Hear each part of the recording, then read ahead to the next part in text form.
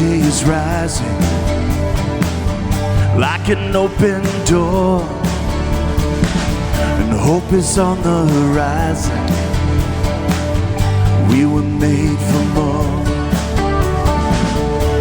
The clouds of our party, light shines like never before, and we're just getting started. We were made for more. This is the life that we dreamt of and found. Into marvelous light that shines down.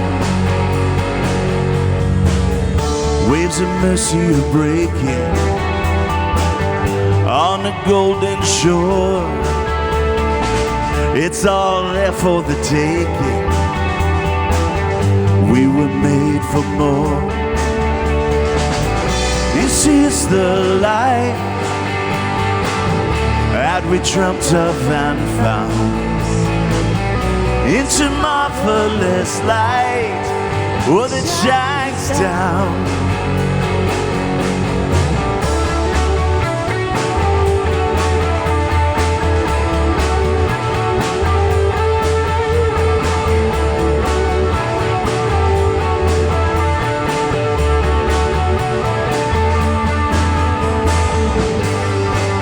We have walked through the valley. Now we're starting to ascend.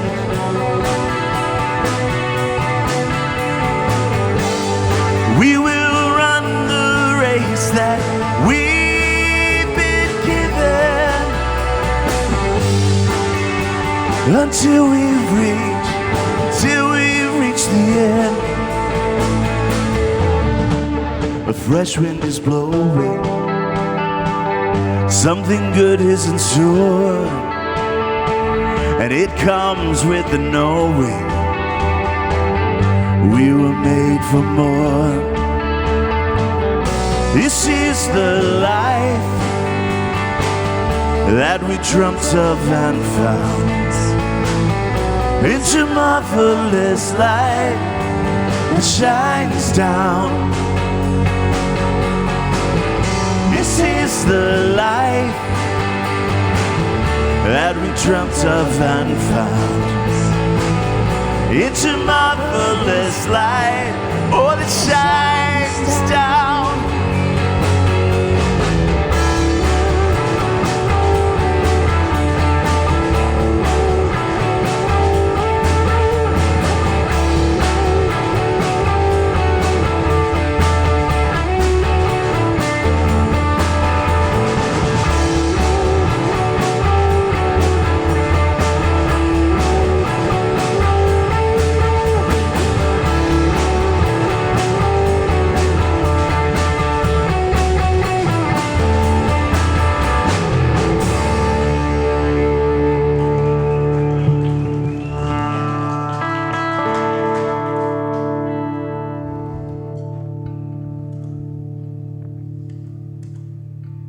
I'm supposed to be happy.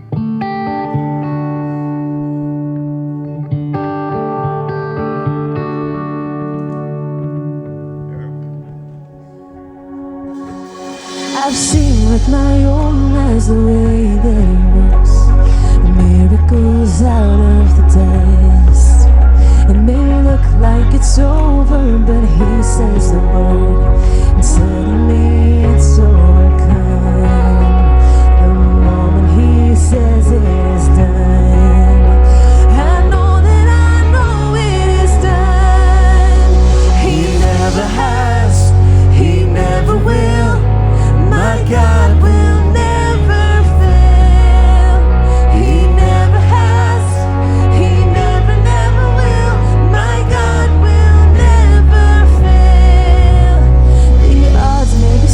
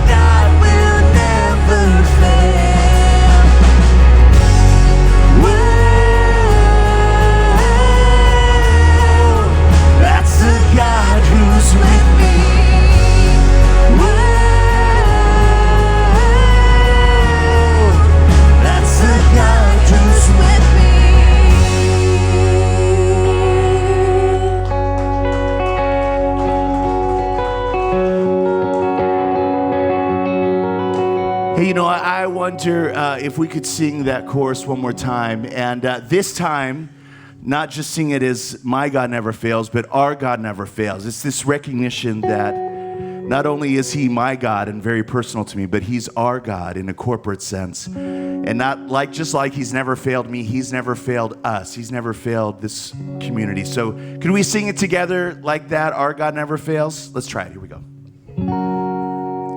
He never has, he never will. Our God will never fail. He never has, he never will. Our God will never fail. Let's sing it. He never has, he never will. Our God will never fail. He never has, he never will. Our God will never fail. He never has, He never will. Our God will never fail. He never has, he never will. Our God will never fail.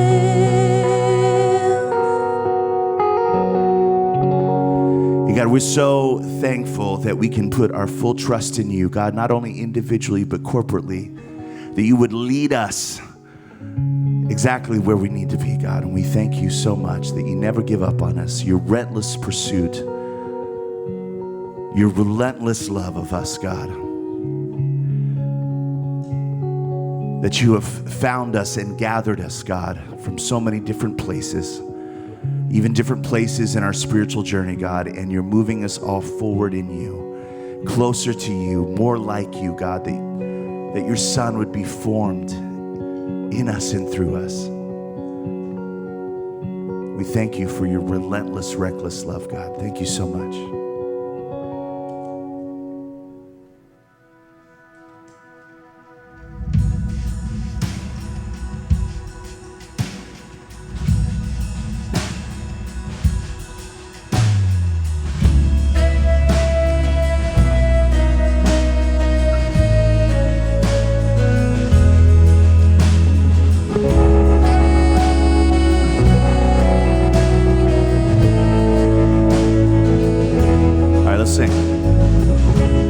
Before I spoke a word, you were singing over me. You've been so, so good to me. Before I took a breath, you breathed your life in me. You've been so, so kind to me. Oh, the overwhelming, never-ending, reckless love of God. Oh, it chases me down, fights till I'm found, leaves the 99. And I couldn't earn it, I didn't deserve it. Still you gave your life away. Oh, the overwhelming, never-ending, reckless love of God.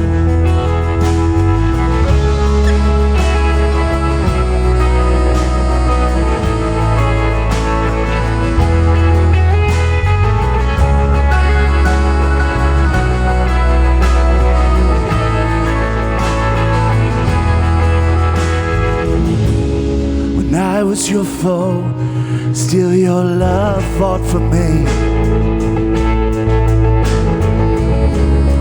You've been so, so good to me. When I felt no worth, when I felt no worth, still you paid it all for me. You've been so, so kind to me. Oh, the overwhelming, never-ending, reckless love of God. Oh, it chases me down, fights till I'm found, leaves the 99.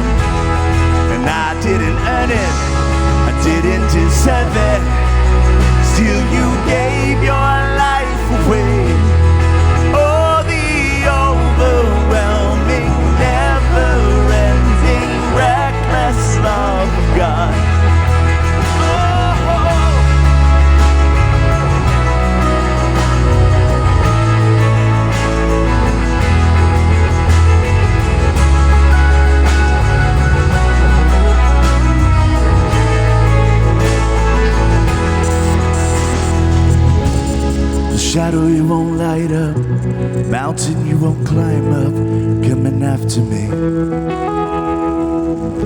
There's no wall you won't kick down, lie you won't tear down, coming after me. There's no shadow you won't light up, mountain you won't climb up, coming after me. There's no wall you won't kick down, lie you won't tear down, coming after me. There's no shadow you won't light up, mountain you won't climb up, coming after me. There's no wall you won't kick down, lie you won't tear down, coming after me. No shadow you won't light up, mountain you won't climb up, coming after me. There's no wall you won't kick down, lie you won't tear down, coming after me. Oh, the overwhelming, never-ending, reckless love of God. Oh, it chases me down, fights till I'm found, leaves the 99. And I couldn't earn it, I didn't deserve it, still you gave your life away. Oh, the overwhelming, never-ending, reckless love of God.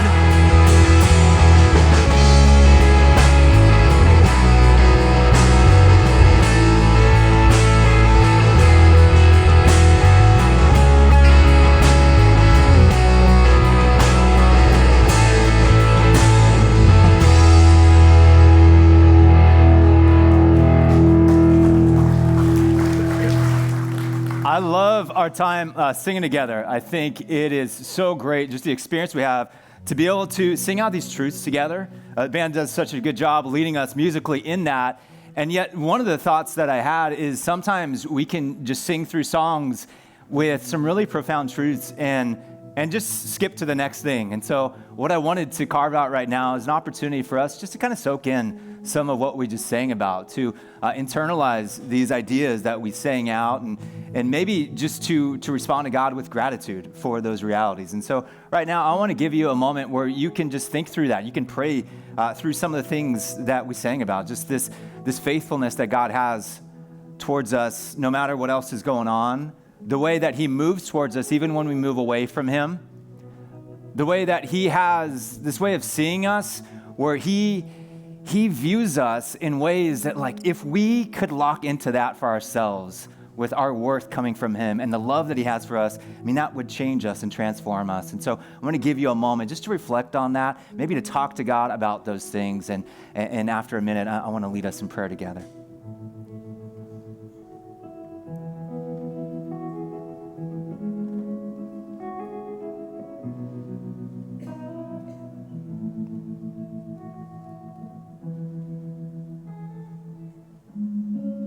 Lord, I want to thank you that with you there's no question of your posture towards us. That even when we feel this low sense of self-worth, or we are aware of our inadequacies or the ways we've messed up, you continue to move towards us with this relentless love that communicates your grace and the value you see in us because we are your children. And so I pray that we would do what you do. You would remove the lies that we believe. Help us to do that. Help us to believe that we have this worth in you that sometimes we can't see in ourselves. And I pray that we would extend the same love you have for us to the people and to the world around us as we follow you as best as we can. We pray this in Jesus' name. Amen.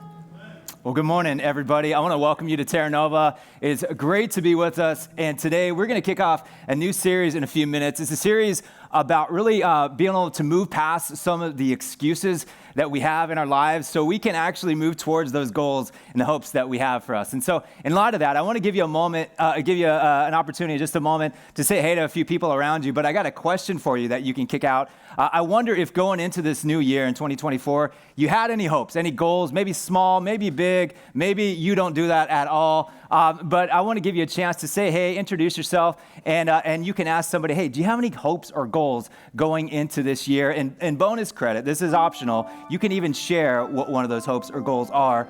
Or you could just say, no, thanks, it was good to talk to you, and then turn around, right? Go ahead, take a moment, and then we'll get back together in just a minute.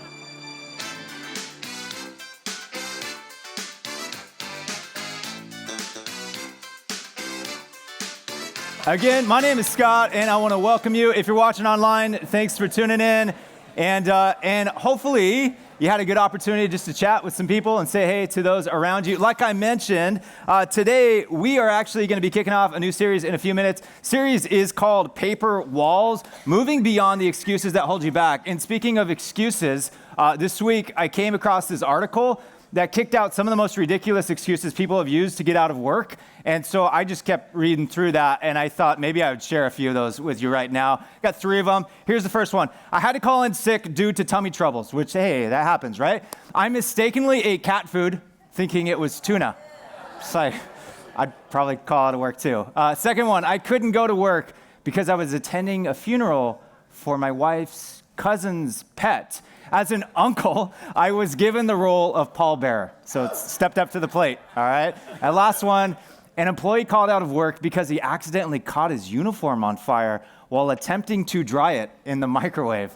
It's rainy. If you got work tomorrow, don't do that. Hopefully you don't get any ideas out of any of these things, and if you do, well, then I guess you got ideas now. But again, I want to welcome you to Terra Nova. It is great to have you here with us this weekend. And if you are a guest or it's one of your first times with us, we just always want to say thank you. It takes a lot to go anywhere new for the first time. And the fact that you're hanging out with us this morning communicates just a lot of trust. And so we hope that you find your experience to be one that's really good and uplifting for you. And hopefully on your way in, we were able to hand you or offer you one of these guys. This is our weekend program. We communicate a lot of the things that are coming up or going on around the life of the church in here. And so if you want to pull this guy out and you could spend a little bit of time reading through that would be great. But the place I'd love to have you start with it is like this back flap right here. This is what we call our Connect card. And you're probably already hearing some people doing what I was going to encourage you to do, which is folding this guy over and tearing it off, because we just invite everybody to fill this guy out every week. We like to be the type of community that knows kind of what's going on in one another's lives, not in this like nosy way, but in a way where we can actually show up and support and help one another. And so this helps us make that a reality. And again, if you're a guest, we'd love just to invite you to fill this out. You can share as much information as you feel comfortable sharing. If there's questions you have, let us know that. And hey, on the back, maybe you might even let us know what's one of those like hopes or goals that you've got for this new year. And so you could spend a moment working on that and filling that out right now. Speaking of the new year and some of the hopes that people have, I know that there's a group of people who are jumping in this new year by actually getting baptized later today, which is so cool. And so that's happening this afternoon at 2 o'clock. And we actually had to change up the location for that. And so after service, if you're going, hey, I'm going to be coming out on the info table in the lobby, we're going to have some flyers with the updated address, just a heads up on that one. But that's happening later today. And one of the hopes that we have as a community is that we would be the type of church that is a really like good neighbor to our local community. And so that's why we're doing something like this upcoming Saturday morning. We have the city of Lake Forest. This has their event. It's called Snowfest. And the last couple years, we've jumped into it, not to get anything out of it, but just to say, like, hey, how can we make this better for you guys? And so we're providing volunteers just to kind of help pull off this event for the city. And if you want to be a part of the team, we're looking for about a dozen more people to jump in. It's Saturday.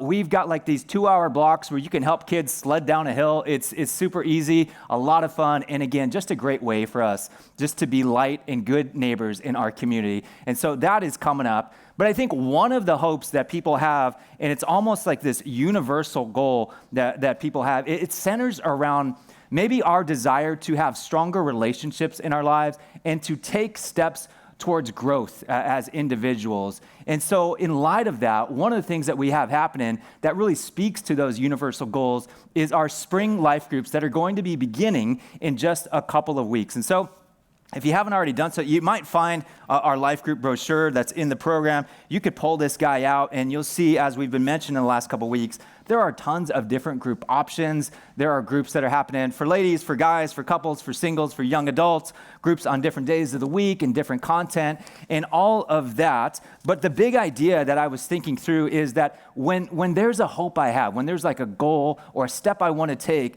the most important thing is actually taking that next step. And if you're like me, there are a lot of times where we have reasons where we go like, I know this is a good thing for me, but it's actually hard to take that next step because I've just got excuses. So for me, one of the big things for me is really being able to make something work, like with commitments or schedules or things like that. And if you're going, you know what, I am there. The great thing about these groups is that they are short-term groups. And so it's not like, hey, I've got to do this for the next several years. It's just a couple months. And one of the things that holds us back from jumping into groups like this is going, you know what, I just don't know a lot of people. And these groups are actually great opportunities to make those connections and form some friendships. And no matter where you are on your spiritual journey, you will find that these are really accessible groups to help you take next steps. And really, there's a space for everyone. And so, in light of that, what I'd invite you to do is to look through this, find a group or two that you want to join and be a part of. And when you do, you can just fill out this form on the back. You can find all of this on the Terra Nova app as well. But sign up for that. And if there's anybody you know that you want to be a part of a group with, just invite them to join that group with you. And you can sign up with that form. We'll get this from you towards the end of our gathering. And then those groups will begin at the beginning of February. So just a couple weeks from now. Well, thanks again for being here this weekend. I'm sure glad that I'm so happy that you're here with us. And right now, we're going to dive into a brand new series called Paper Walls, Moving Beyond the Excuses That Hold Us Back.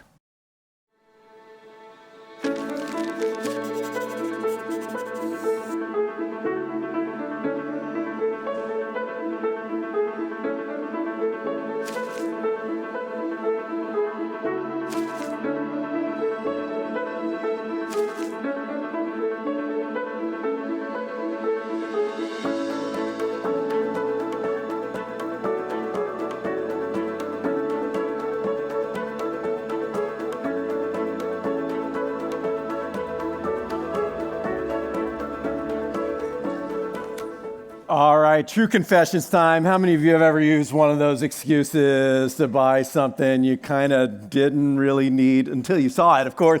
Yep. Well, hey, welcome. My name is John, and welcome to Terra Nova. So we're kicking off this brand new series. It's January. It's a new year, and I got to tell you, personally, I love this time of year. I love January. I love a new year because a new year, I feel like, personally, affords us the opportunity to do a couple of things that are really, really good. On the one hand, to look back and assess what has been the past year, the past few years perhaps, the good and bad, and learn from that, and then to look forward to the next year, make some course corrections, some adjustments. I don't know if anybody's been doing that, thinking through that, to grow in some way. And January is a great, isn't this true? January is a great like get back on track month. Isn't that true? It's like, I need to get back on track maybe after the holidays or the past year or the past just few years. Like there are some things I just need to get back on track. And that's a great thing. And as we do that, isn't it really true that moving from an old year to a new year, there are things that we want to carry with us from year to year to year. I mean, they're just good to have from one year to the next, good habits, good rhythms and routines, good relationships, good friendships from one year to the next. And then there are things that are not good to carry from one year to the next, that we need to be in the habit of recognizing and leaving behind. And this is a series about one of those things. One of the things that all of us should be in the habit of recognizing as soon as we see it and dropping it like it's hot. And that is our excuses. Excuses are like paper walls. They look real from a distance. They look like actual barriers or actual obstacles. From a distance, they seem impenetrable. I don't have a choice. I have no other option than to keep doing what I've always been doing or never do what I have not been doing. I really have no option than to stay in the same situation, the same rut, the same rhythm, the same habit. Like, it's a wall. Like, it's impenetrable. You can't get through that. You don't understand. I can't change it. It's not so easy, right? And from a distance, our excuses really start to look like reasons, like actual reasons. Now, there is an actual reason why I cannot dunk a basketball or throw a 100-mile-an-hour fastball or run a 440 mile. There are actual reasons for certain things, but there is no real reason why I cannot forgive. There is no actual reason why I must stay stuck in this attitude or this way of thinking or this way of being. And there are things that aren't so great in my life and in your life. There are things that in our lives that really aren't best. And some of those things, quite honestly, have been that way for a while. It's been that way for a while now. And if you don't know what some of those are, the people sitting next to you would probably be happy to help enlighten. But chances are you actually know what some of those things are already. You already kind of know. Like, yeah, I'm kind of grumpy and negative and just kind of in a bad mood all the time. I don't respond to other people's joy and cheerfulness very well. I'm a little bit of like, people say that to me. I let people walk all over me. I do. I know it. I always have to fix everybody else's problems. I have boundary issues. I don't really let people inside. I don't trust people very easily. I push people away. I withdraw from people a lot. I hold on to things. I do not let things go. I hold on to the memory of that. I hold on to bitterness. I hold on to resentment. I hold on to that grudge. I don't really forgive very well. I've got impulse control issues, okay? So it's like I want, and I just, so I overdo a lot of things. I overspend, I overdrink, I overeat. My temper, I can't say no to me in the moment. I have an impulse and I just go for, there are things about you and there are things about me. And we have reasons, right? Like, I have my reasons for the way I am, the things I do and the things I don't do, and you have your reasons as well. But if you were to press beyond those reasons, you'll find that often they're not very good reasons. They're just excuses that get passed off as reasons and become our becauses. Becauses that we habitually hide behind and eventually begin to believe. Why don't you ever do that? Well, because, why haven't you? Well, see, it's because, why do you always? Why are you always? Well, because, why do you keep on doing that? Because, why don't you start? Why don't you finish? Why don't you stop? Why do you stay? Why do you stay? Well, because he. Why do you leave? Why do you always seem to leave? Why don't you just tell her? Why don't you just tell him? Why can't you just say something and be honest? Well, because, why don't you forgive him?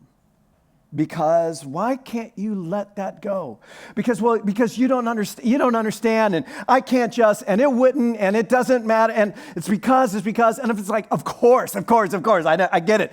You have reasons. Of course you have reasons. But are your reasons actual reasons, or are they excuses that are masquerading as reasons that eventually became your becauses that you have started to believe and want me to believe and want the rest of us to believe as well? As we're going to talk about over the next few weeks, there is a fine line between a reason and an excuse. And the one is always trying to pass itself off as the other. And the way we see through and react to other people's excuses really just highlights this. I mean, it just makes it so obvious, because when we see other people doing this, we say things like, you're just making excuses. You're making. Like you're fabricating that. You act like there's an actual reason why you cannot possibly, but you're making that up and you're telling yourself a story and treating it like it's an impenetrable wall. Like there's no way I could ever, and no one could ever expect me to because the laws of physics prohibit. It's like, no. Quit making excuses. Quit making, that's what we say, right? And the idea is you're making stuff up. You're creating a paper wall inside your mind, trying to pass that off as an actual barrier, an actual obstacle, an actual reason, and trying to convince yourself and maybe trying to convince the rest of us that it's real. You're dressing up an excuse and you're passing it off as a reason. Now, you see people do this all the time, and you see through this when other people do it all the time, right? So parents, come on, parents, you see your kids do this, and you see right through it immediately. It's like, well, I can't, and you don't understand, Mom, and well, she said, and well, he did it first, and it was hard, and I couldn't, and I woke up late, and I didn't have time, and nobody else was, and we're like, come on, you're making excuses, honey. Stop making excuses, right? We just see through that so quickly. It is so easy to see this in your coworkers or your employees. I got sick because I thought the cat food was tuna. It's like, come on. That's like, so I had a tummy ache. They're just making excuses. Or some of us, how many of you have ever had a boss or a manager who like called you in and they're the team's together and like they're telling you about something that happened and here's the reason why, and you're just sitting back there going, oh, good grief. You're making excuses. Anybody ever have that at their place of business? And your spouse, I mean, come on, how easy. How many of you have a spouse who's don't raise your hands. How many of you have a spouse that's hiding behind an excuse and treating it like an actual reason? Yeah, I'm like, we see this through others. So it is so easy to see in other people that some of you are thinking of somebody who you really wish were here right now. In fact, some of you are sitting next to that person and you hope they're hearing what you're hearing. It's because like, yes, I see this. We can spot this a mile away in others, and we can't see it 6 inches away in the mirror. And so we say things like, well, the reason is, here's what we never say. We never say, well, my excuse is, that's interesting you bring that up again. See, my excuse is, we never say that. In fact, the words don't even form very easily in the mouth, do they? And so I thought maybe we should say this. Maybe we should say this a lot more often, and maybe we should practice it. Okay, so I want us to practice saying that out loud together. I'm going to say, I want you to repeat after me. Well, my excuse is... Well, my excuse is. Now, all together, 1, 2, 3. Well, my excuse is. Now, let's role play with this a little bit. I'm going to ask you a question.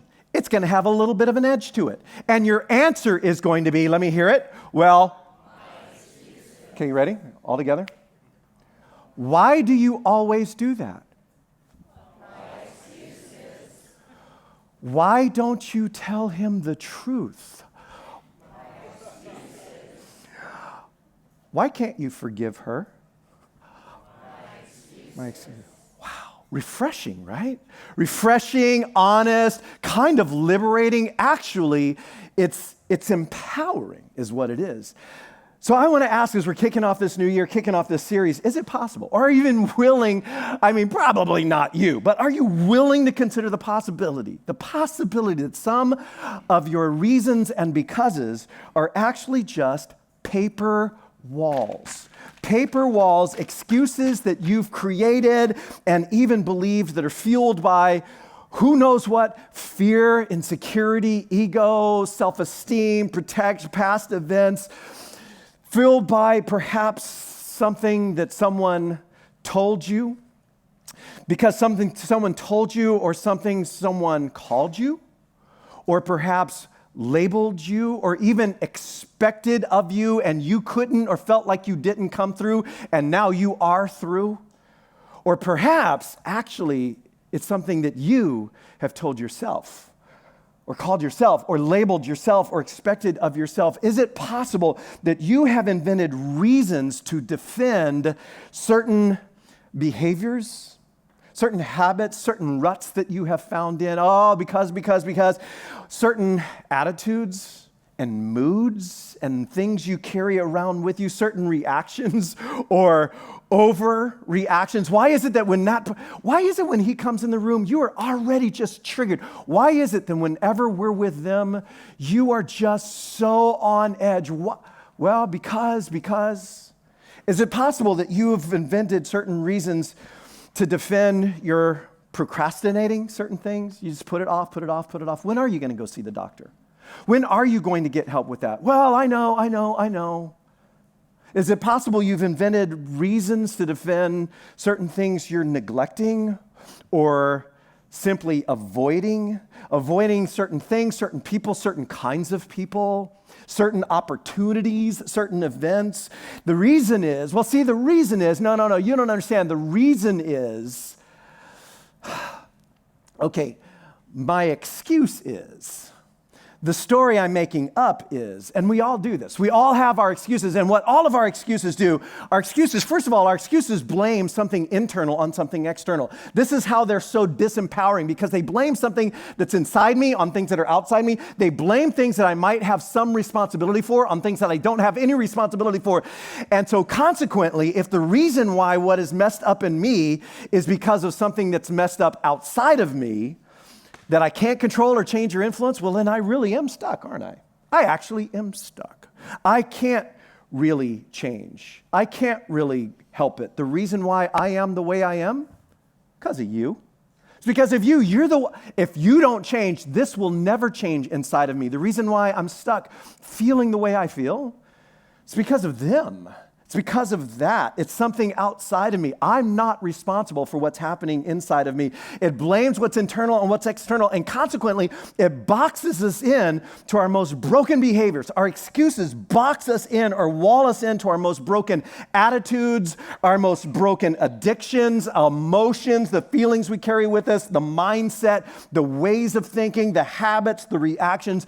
They box us into our most broken behaviors, the things that are really worst about us. And so nothing really changes. Year after year after year, we don't actually grow. We don't actually get better. In fact, we can't. We cannot grow beyond our own paper walls. And so I construct this wall. I construct these walls, and it feels like I'm protecting myself, and it feels like I'm protecting my image or my ego. It feels like I'm defending myself against something that's outside of me, but actually I'm boxing myself in, and I'm walling myself in and keeping myself out of some actual growth, some health, some maturity, some relationships, maybe some better relationships, better mental health, better physical health, better spiritual health, because of something I won't admit to myself and anybody else. Our excuses blame things that are internal or things that we might be partially responsible for on things that are outside of us. They box us in with what is really worst about us, and they blind us to what's really behind them.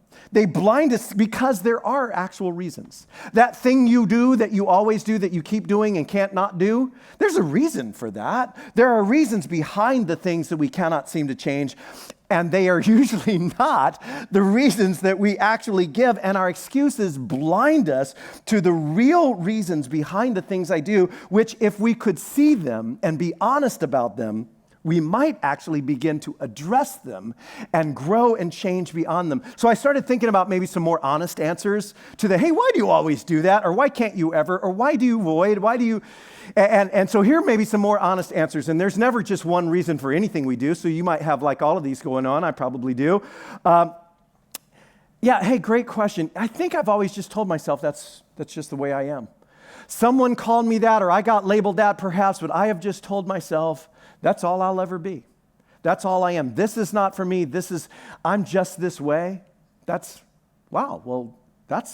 that's honest. Here's one. I don't know. I don't actually think. Why do you always leave? Why do you always leave?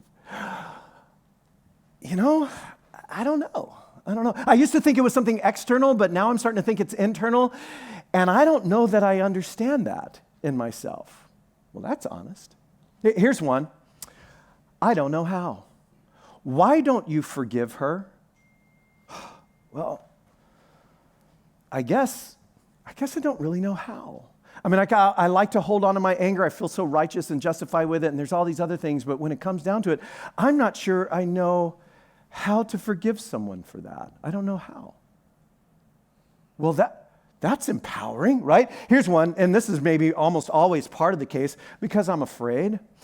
I'm afraid of change. I mean, I hate the way things are going for me now, but it scares me. The devil you know is always better than the devil you don't. It's like, I hate this, but what will that be? And it scares me. I'm afraid.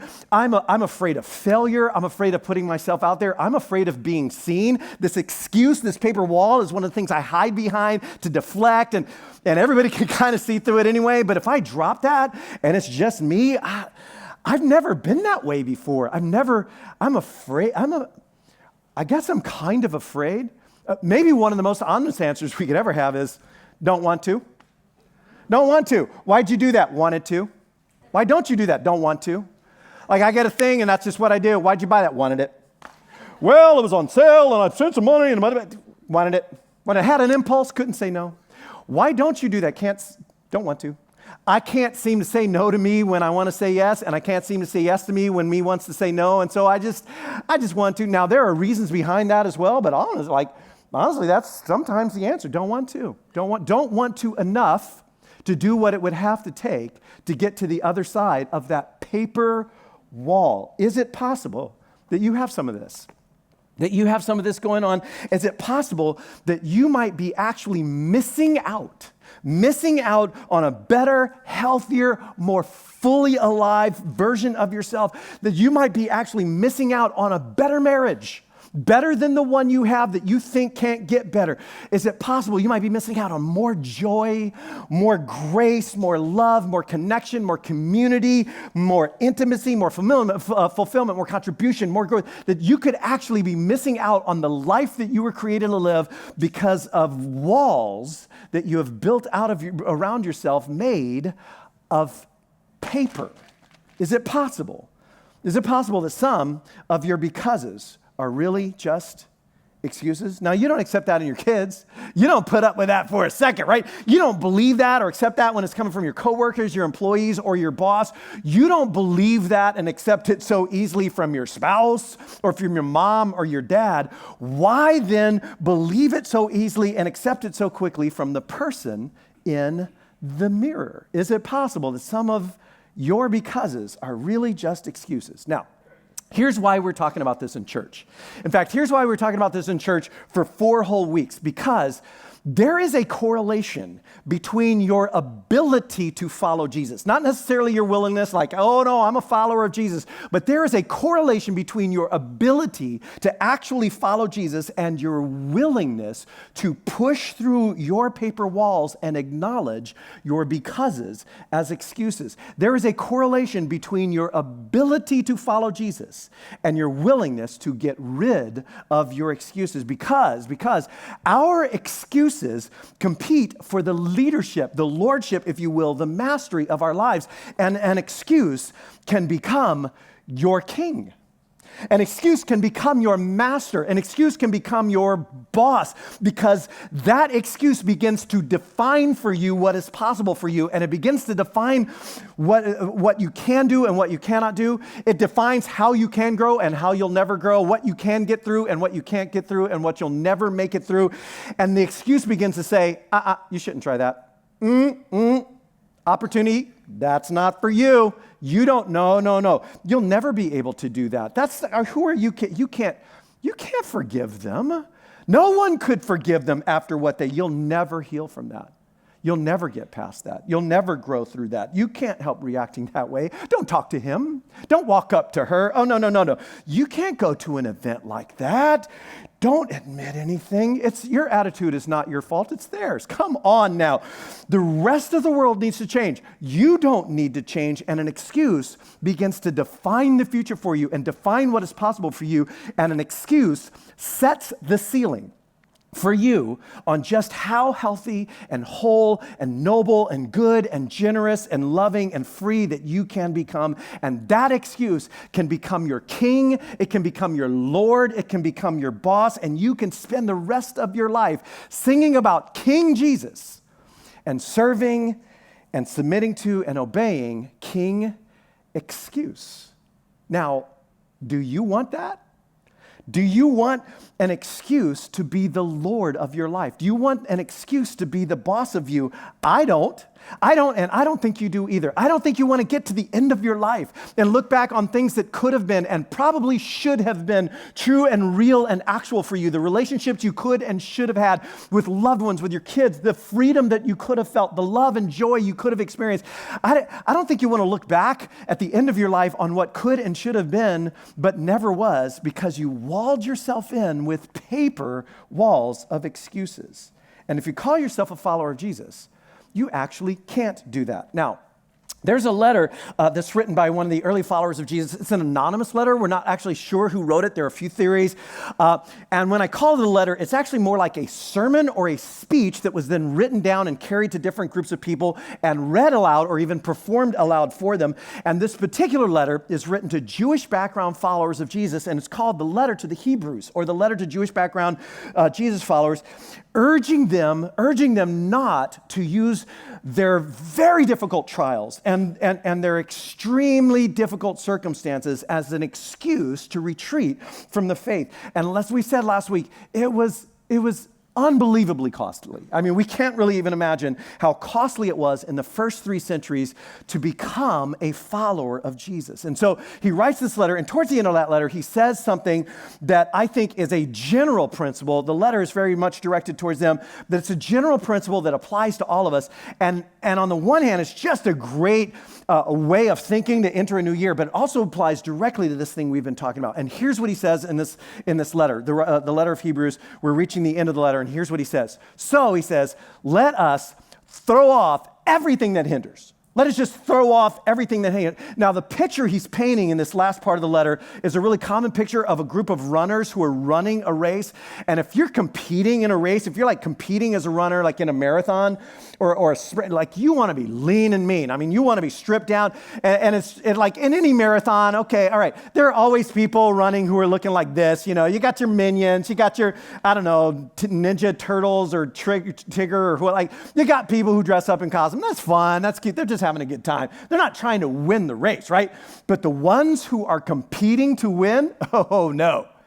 They are stripped down. They are lightweight. There is nothing extra. There is nothing weighing them down. They are all business. And that's the picture he's getting into our heads. Like anything that gets in your way, anything that's weighing you down or hindering you, you need to throw that off. You need to discard or get rid of that. And then he says the same thing in a parallel way that clarifies what the first thing he said means, like a second line that says, here's what I mean by that. And he says, the sin that so easily entangles. Now, this word sin over time became a religious word.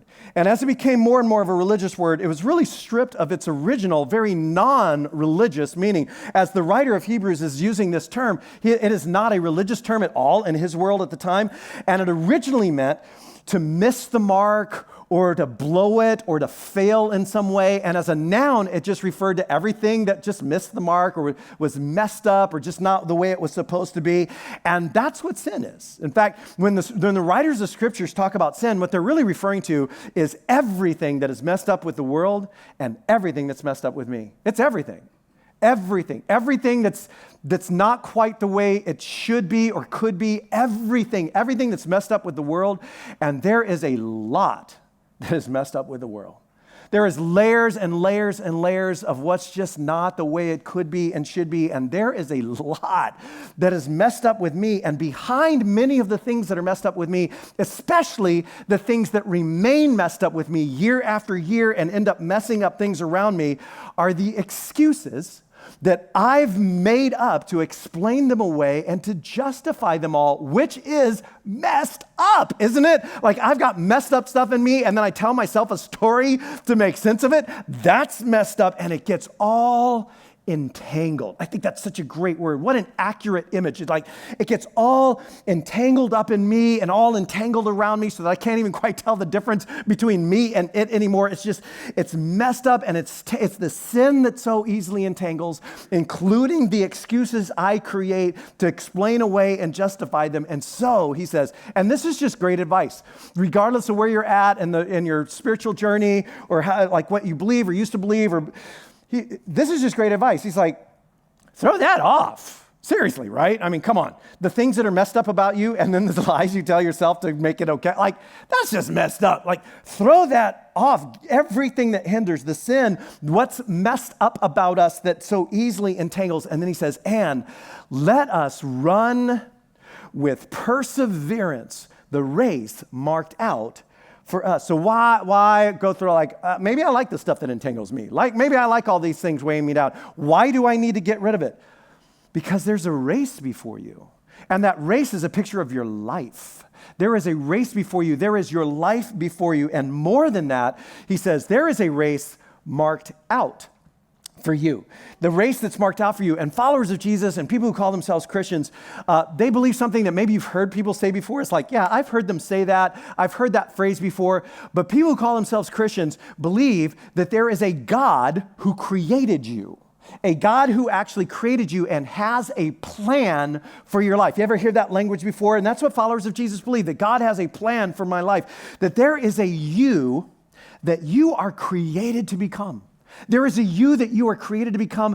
You are created in the image of God.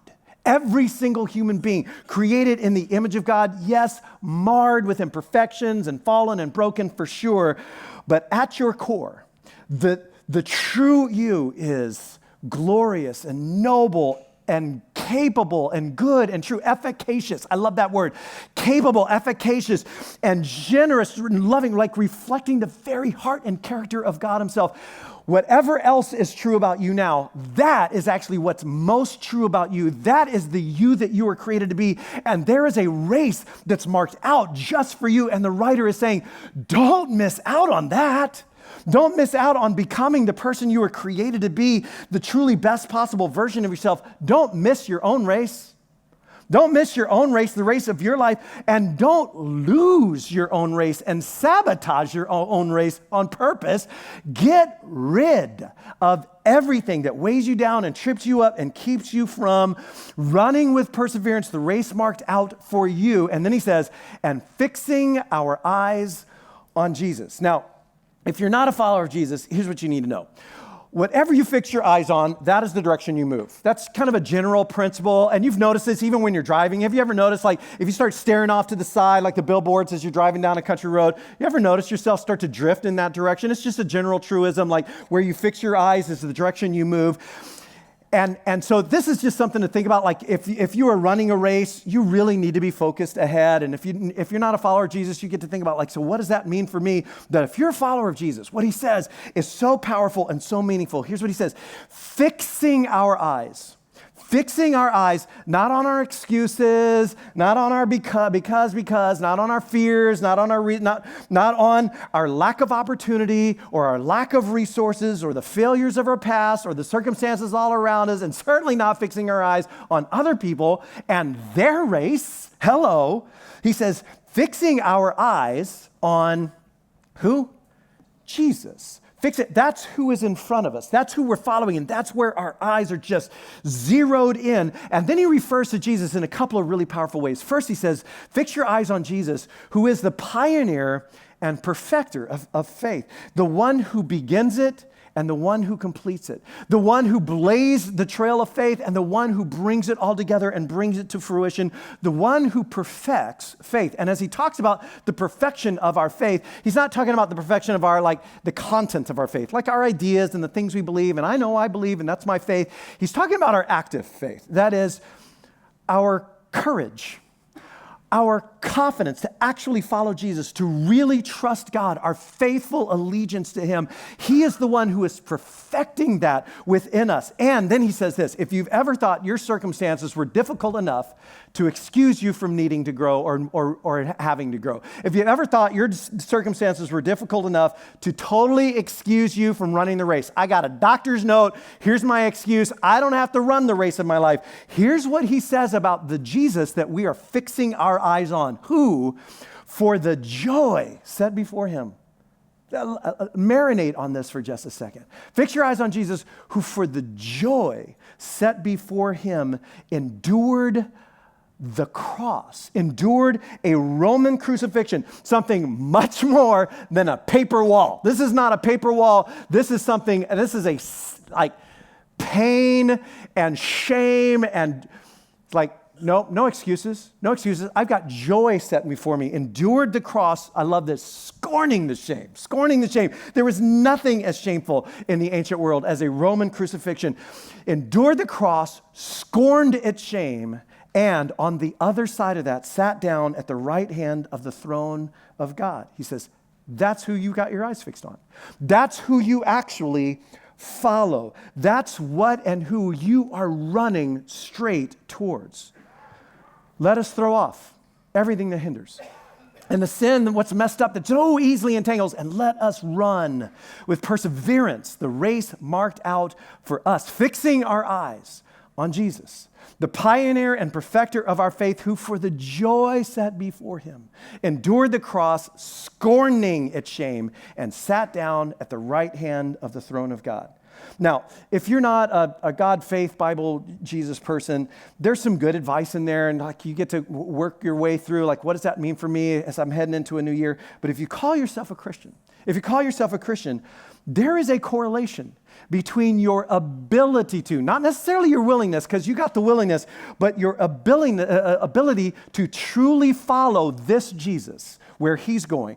There's a correlation between your ability to truly, truly follow Jesus and your willingness to push through your own paper walls and acknowledge your becauses as excuses. There is a correlation between our ability to run the race marked out for us with focus and endurance and our willingness to acknowledge and address and remove the things that hinder us, the things get entangled around us, and the excuses and the lies that we tell ourselves about why it's still in our lives. It is truly impossible to follow Jesus and continue to make excuses. It's impossible to truly follow Jesus and continue to make and believe our own excuses because Jesus will always lead us out of lies and into truth. You know that, right? In fact, we just sung that song. It's like there's no shadow he won't light up. There's no lie he won't tear down. This is what Jesus does. He's always leading us out of lies, including the lies we tell ourselves about ourselves, and into reality and into the truth. He is always leading us through these paper walls. This is what he will always do. And it is impossible to truly follow him and stay attached to our excuses and our paper walls. So, quick application as we're winding down week one of our series. An exercise that we've created for you. It's actually on the back of your notes. So if you're following along on the white sheet of paper in the program, you can flip it over. And I want to give you a second to think about this. It's also on the app, I believe, if you're following along on the app. 3 quick questions for you to think about. Here's an exercise for you. The first question is, in what areas of your life are you making excuses? Because you have some. I do. In what areas of your life can you consider the possibility that might actually be an excuse? And then I just give a bunch of examples. I don't know if this is you. Maybe it's your physical health. Like, I know. Or your emotional health. And you've got people who are telling you need to get off social media. Seriously, but I need it for my work and it's how I stay in touch. And it's like, what are you doing? Like, you need to, in what areas of your life? Your financial life, your budget, your spending, your debt, my relationship with, fill in the blank. What name came to mind? Well, my relationship with, am I making excuses? Might I be making excuses about that relationship? My inability to forgive or to address or to heal or grow beyond, fill in the blank. My unwillingness, next one, my unwillingness to stop or start or change something. Are you making some excuses? My overreactions to a certain person. Well, it's because, and they did, and you don't know. My next step spiritually. Some of you have a next step spiritually and you know it. And you've known it for a while and you just keep making excuse after excuse after excuse. Or maybe it's with job or career or education or your living situation. These are just examples, but I want to give you a second to actually think about this. Like, get this seriously. Like, is there an area of my life? As I'm looking forward to some things I need to do this, I'm like, but, and it's more complicated than you think. What is that? What are some areas of your life where you might be making some excuses? And then the second question is, what are your excuses? What is that story you tell yourself? What is that thing you say when someone says, why don't you ever?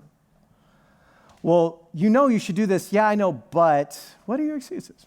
How do you feel that in? How do you respond to that? What are your excuses? And the last question is simply, are you willing to leave them behind?